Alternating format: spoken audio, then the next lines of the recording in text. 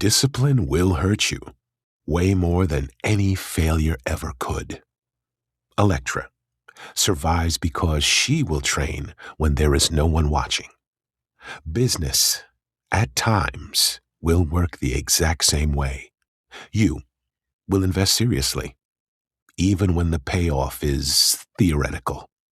You will sacrifice softness because discipline is honed to a razor's edge.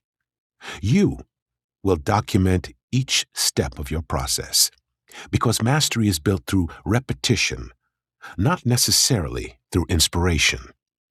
You remain in discomfort because refinement is very painful. And you will push forward without any validation or even applause because silence, that's part of elite training. Elegance will only come after endurance. Mastery is quiet, but the results, that's what make the noise.